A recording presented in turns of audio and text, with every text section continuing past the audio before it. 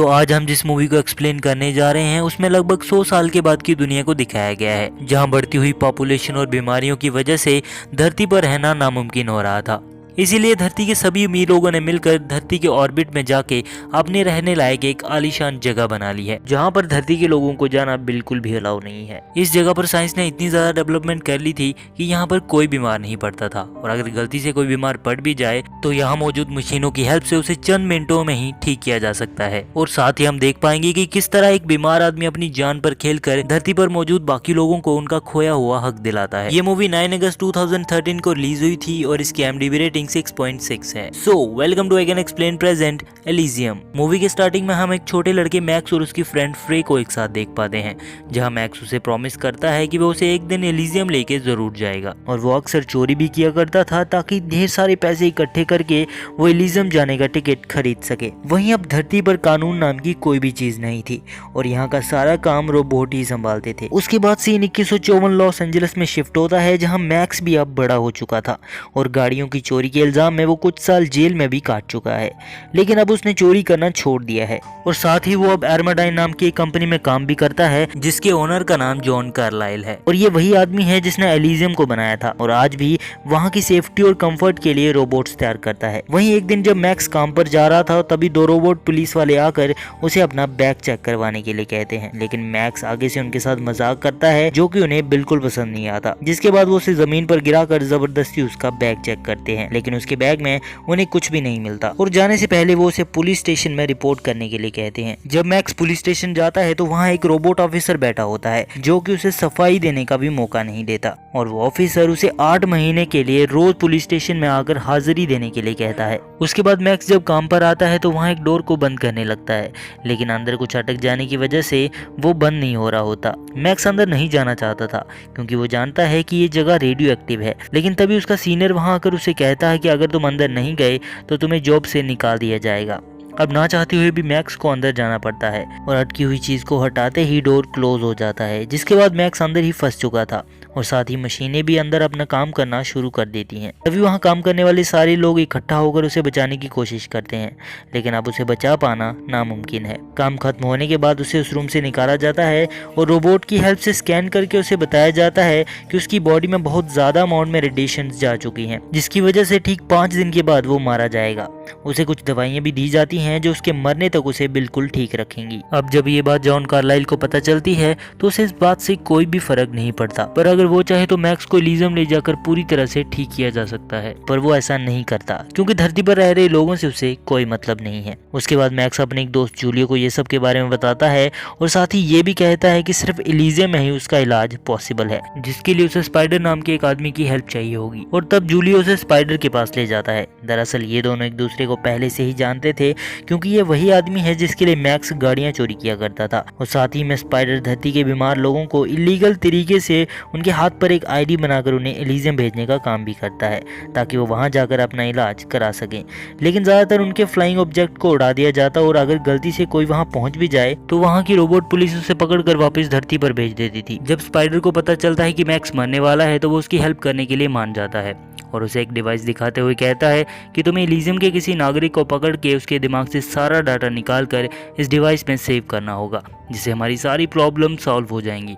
उसके बाद हम किसी को भी एलिजियम का नागरिक बना सकते हैं और साथ ही तुम भी अपना इलाज आसानी से करा पाओगे, जिसके लिए मैक्स भी मान जाता है और कहता है कि हम जॉन कार्लाइल को अपना निशाना बनाएंगे। और ये वही आदमी था जिसकी कंपनी में मैक्स काम किया करता था और इसी ने मैक्स की हेल्प करने से मना भी कर दिया था। रेडिएशन की वजह से मैक्स काफी कमजोर हो चुका था, जिसके बाद उसकी बॉडी पर एक एक्सोस्केलेटन सूट फिट किया जाता है, जिससे मैक्स अब पहले से भी ज्यादा पावरफुल हो चुका था। जिसके बाद मैक्स अपनी टीम को साथ लेकर अपने काम को अंजाम देने निकल पड़ता है। वहीं दूसरी ओर हम देख पाते हैं कि एलिजियम के प्रेसिडेंट मिस्टर पटेल वहां की डिफेंस सेक्रेटरी जेसिका को बुलाकर कहते हैं कि कल धरती से एलिजियम की ओर आ रहे 3 में से 2 विमानों को तुमने उड़ा दिया। तुम्हें याद दिला दूं कि तुम्हारा काम उनसे शांति से निपटना है, ना कि उनकी जान लेना। और आपको बता दूं कि ये स्पाइडर के ही भेजे हुए विमान थे जिसमें सभी बीमार लोग थे जो एलिजियम में आकर अपना इलाज करवाना चाहते थे। लेकिन जेसिका ने अपने एक एजेंट क्रूगर, जो कि एक सनकीस आदमी है, उसकी हेल्प से उन विमानों को उड़ा दिया, जिससे कई बेगुनाह लोगों की जान चली गई। इसलिए मिस्टर पटेल जेसिका को कहते हैं कि तुम्हें क्रूगर को उसकी जॉब से निकालना होगा, और अब जेसिका को ना चाहते हुए भी ऐसा करना पड़ता है। वहीं हम देख पाते हैं कि जेसिका मिस्टर पटेल और उनकी पॉलिटिक्स को पसंद नहीं करती थी, क्योंकि वो नहीं चाहती थी कि धरती पर रहने वाला कोई भी आदमी एलिजियम आए, फिर चाहे इसके लिए उन लोगों को मारना ही क्यों ना पड़े। उसके बाद जेसिका जॉन कार्लाइल से मिलती है। दरअसल जॉन कार्लाइल की कंपनी आजकल इतने अच्छे से नहीं चल रही होती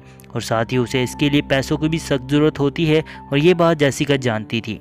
तभी वो उसके सामने एक ऑफर रखती है और कहती है कि तुम्हें किसी तरह यहाँ के सर्वर को चेंज करके मुझे यहाँ का प्रेसिडेंट बनाना होगा और मेरे प्रेसिडेंट बनते ही अगले 200 सालों के लिए तुम्हारी कंपनी का कॉन्ट्रैक्ट रिन्यू कर दिया जाएगा। जिसके बाद जॉन कार्लाइल भी उसका साथ देने के लिए मान जाता है। दरअसल जॉन कार्लाइल की वर्कशॉप धरती पर होती है और वो हर रोज धरती पर जाता और काम खत्म करने के बाद शाम को वापस एलिजियम आ जाता था और अगले ही दिन वो धरती पर आकर एक रीबूट प्रोग्राम तैयार करता है जिससे जेसिका को एलिजियम का नया प्रेसिडेंट बनाया जाएगा और साथ ही वो उस प्रोग्राम में एक इनक्रिप्ट कोड भी सेट करता है जिसमें एक कंडीशन ये भी थी कि जो कोई इस प्रोग्राम को चुरा कर उसे यूज करने की कोशिश करेगा तो वो मारा जाएगा। और ये सब करने के बाद वो उस डाटा को अपने दिमाग में सेव करके एलिजियम जाने लगता है। वहीं मैक्स और उसके साथी जो कि पहले से ही बाहर उसका वेट कर रहे थे उसके विमान पर निशाना लगाते हैं जिससे उसका विमान क्रैश हो जाता है और जब वो क्रैश हो रहा था तभी एलिजियम में जेसिका को पता चल जाता है कि जॉन कार्लाइल खतरे में है।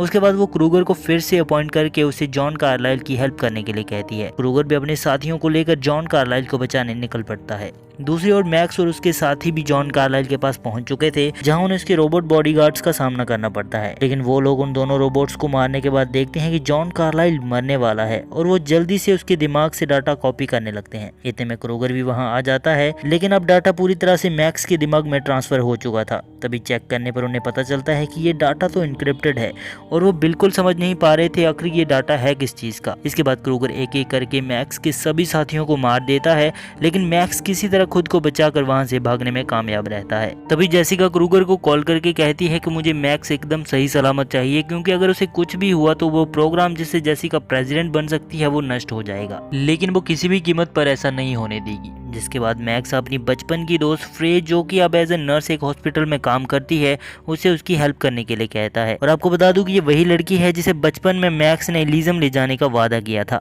वहीं मैक्स हॉस्पिटल नहीं जाना चाहता था क्योंकि उसे डर था कि अगर वो हॉस्पिटल गया तो वो पकड़ा जाएगा, इसलिए फ्रे उसे अपने घर ले जाकर उसका इलाज करती है। अगले दिन जब मैक्स होश में आता है तो वो पूरी तरह से ठीक हो चुका था और वो फ्रे को बताता है कि वो अपने इलाज के लिए किसी तरह एलिजियम जाना चाहता था, लेकिन वो एक बहुत बड़ी मुसीबत में फंस चुका है। तभी फ्रे की बेटी वहां पर आती है जिसे कैंसर होता है और फ्रे मैक्स से कहती है कि तुम इसे भी अपने साथ एलिजियम ले जाना ताकि इसके कैंसर का इलाज हो सके, लेकिन मैक्स उससे कहता है कि ऐसा करना पॉसिबल नहीं है क्योंकि मेरे हाथ पर एलिजियम जाने के लिए जो आईडी बनाई गई है वो सिर्फ मेरे लिए ही काम करेगी, इसलिए मैं चाहकर भी तुम्हारी कोई हेल्प नहीं कर सकता। और इतना कहकर वो वहां से चला जाता है। मैक्स के जाने की कुछ देर के बाद क्रूगर फ्रे के घर पर आता है और वो मैक्स के बारे में उससे पूछने लगता है, लेकिन वो नहीं जानती थी कि मैक्स इस वक्त कहां पर है। जिसके बाद क्रूगर फ्रे और उसकी बेटी को कैद करके अपने साथ ले जाता है। वहीं मैक्स स्पाइडर के पास जाकर उस पर गुस्सा करते हुए कहता है कि तुम्हारा बनाया हो प्लान तो चौपट हो गया, लेकिन तुम्हें मुझे किसी तरह एलिजियम पहुंचाना ही होगा क्योंकि मेरे पास टाइम बहुत कम बचा है और अगर टाइम रहते मैंने अपना इलाज नहीं करवाया तो मैं मारा जाऊंगा। जिसके जवाब में स्पाइडर कहता है कि अब मैं ऐसा नहीं कर सकता क्योंकि जॉन कार्लाइल की मौत के बाद एलिजियम का नेटवर्क पूरी तरह से जाम कर दिया गया है, इसलिए अब धरती से कोई भी इंसान एलिजियम नहीं जा सकता। तभी स्पाइडर से कहता है कि मुझे एक बार उस डाटा को चेक करने दो जो तुमने जॉन कार्लाइल से चुराया था। और जब वो उस डाटा को देखता है तो एकदम हैरान होकर कहता है कि ये कोई मामूली डाटा नहीं है बल्कि ये एलिजियम का रिबूट प्रोग्राम है और जिसके पास भी ये प्रोग्राम होगा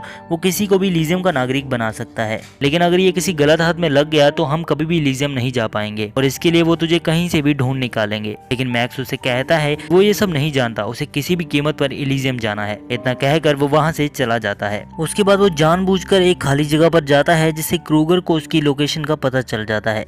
क्रूगर उसके पास जाकर देखता है कि मैक्स के हाथ में एक ग्रेनेड था और मैक्स उसे कहता है कि मुझे एलिजियम जाना है और अगर तुमने कोई भी चालाकी करने की कोशिश की तो मैं खुद को उड़ा दूंगा, जिसके बाद जो डेटा तुम्हें चाहिए वो तुम्हें कभी नहीं मिल पाएगा। इतना सुनकर क्रूगर उसे कहता है कि तुम चिंता मत करो, मैं खुद तुम्हें एलिजियम लेकर जाऊंगा। तभी क्रूगर जेसिका को फोन करके उसे मैक्स के बारे में बताता है और जेसिका उसे एकदम सही सलामत एलिजियम लाने के लिए कहती है। वही मैक्स विमान के अंदर जाकर देखता है कि फ्रे और उसकी बेटी को भी क्रूगर ने कैद किया हुआ था, जिसके बाद वो सब एलिजियम के लिए निकल पड़ते हैं। मैक्स के मिलते ही एलिजियम जाने का रास्ता भी खोल दिया गया था और जब ये बात स्पाइडर को पता चलती है तो वो भी अपने साथियों को साथ लेकर एलिजियम के लिए निकल पड़ता है। वहीं हम देखते हैं कि जब क्रूगर का विमान एलिजियम में लैंड करने ही वाला होता है तभी मैक्स और क्रूगर के साथियों के बीच में हाथापाई होने लगती है और उसके हाथ में जो ग्रेनेड था वो ब्लास्ट होते ही लैंड होने से पहले ही उनका विमान क्रैश हो जाता है। और इस क्रैश के बाद फ्रे अपनी बेटी को लेकर एक घर में पड़ी मशीन की हेल्प से उसका इलाज करने की कोशिश करती है।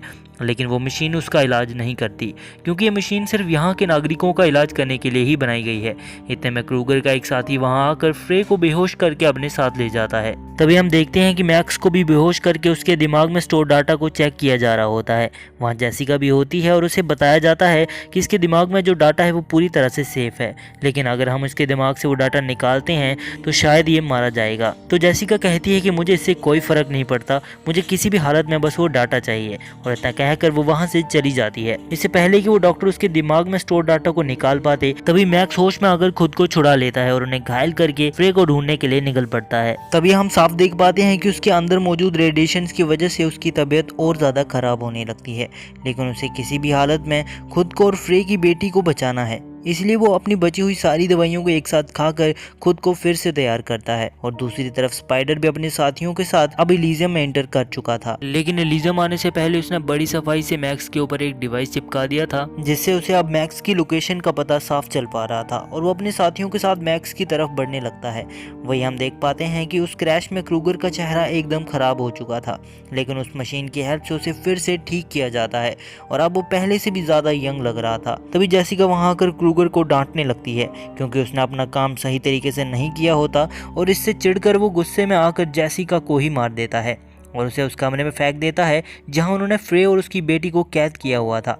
इसके बाद क्रूगर अपने आदमियों को कहता है कि इस जगह को अपने कब्जे में ले लो, क्योंकि वो जानता है कि मैक्स के दिमाग में जो डेटा है उससे कोई भी यहाँ का प्रेसिडेंट बन सकता है, और इसलिए वो अब मैक्स को ढूंढने के लिए निकल पड़ता है ताकि वो उस डेटा की हेल्प से खुद इलीजियम का प्रेसिडेंट बन सके। वहीं मैक्स स्पाइडर से कांटेक्ट करके कहता है कि तुमने एक बार कहा था कि मेरे दिमाग में जो डेटा है उसे किसी को भी यहाँ का नागरिक बनाया जा सकता है। तो स्पाइडर कहता है कि हाँ मैं ऐसा कर सकता हूँ, जिसके बाद वो स्पाइडर को उससे मिलने के लिए कहता है, और तभी मैक्स उस रूम में पहुंचता है जहाँ फ्रे और उसकी बेटी को कैद किया हुआ था, और उन दोनों को छुड़ाकर वो फ्रे से कहता है कि तुम अब कोई घर ढूंढो और वहाँ मशीन की हेल्प से अपनी बेटी का इलाज कर लेना। लेकिन वो उसे कहती है कि एक बार वो ट्राई कर चुकी है, पर वो मशीन बाहर के लोगों का इलाज नहीं करती। लेकिन मैक्स उससे कहता है कि तुम फिर से ट्राई करो और इस बार वो काम जरूर करेगी। इसके बाद वो अपनी बेटी को लेकर वहां से निकल जाती है। अब स्पाइडर भी मैक्स के पास पहुंच चुका था और वो दोनों यहां से कंप्यूटर कोर की ओर जाने लगते हैं, जहां से वो पूरे सिस्टम को दोबारा रिबूट करके किसी को भी इलीजियम का नागरिक बना सकते हैं।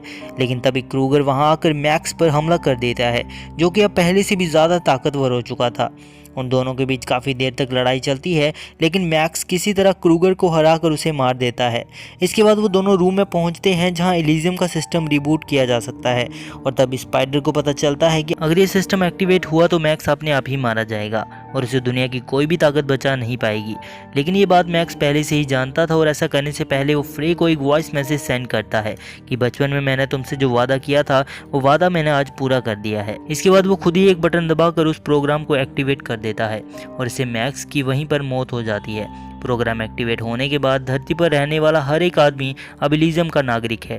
तभी इलीजियम का प्रेसिडेंट भी वहां आकर रोबो पुलिस को स्पाइडर को गिरफ्तार करने के लिए कहता है, लेकिन रोबोट ऐसा करने से मना करते हुए कहता है कि मैं इलीजियम के नागरिक को गिरफ्तार नहीं कर सकता। और ये देखकर प्रेसिडेंट एकदम हैरान हो जाता है। वहीं दूसरी ओर फ्रे भी किसी के घर में जाकर मशीन की हेल्प से अपनी बेटी के कैंसर का इलाज करती है, और अब वो पूरी तरह से ठीक हो चुकी थी, और ये देखकर फ्रे भी काफी खुश थी। उसके बाद इलीजियम के सिस्टम में दिखाया जाता है कि धरती पर रह रहे लोगों को, जो कि अब इलीजियम के भी नागरिक हैं, उन्हें मेडिकल हेल्प की सख्त जरूरत है, जिससे इलीजियम की ऑटो इंटेलिजेंस धरती पर रह रहे अपने नए नागरिकों के लिए मेडिकल हेल्प भेजती है, ताकि धरती के सभी बीमार लोगों का इलाज हो सके, और अब यहाँ भी लोग बिना बीमारी के और खुशी से रह पाएंगे। इसी के साथ ये मूवी यहीं पर समाप्त होती है। अगर आपको ये वीडियो पसंद आए तो लाइक करें, शेयर करें, और हाँ, सब्सक्राइब करना ना भूलें इस चैनल को। साथ ही बेल आइकन भी प्रेस कर दें ताकि आने वाली हर नई वीडियो की नोटिफिकेशन आपको मिलती रहे। अब मिलते हैं नेक्स्ट वीडियो में। Till then, good bye.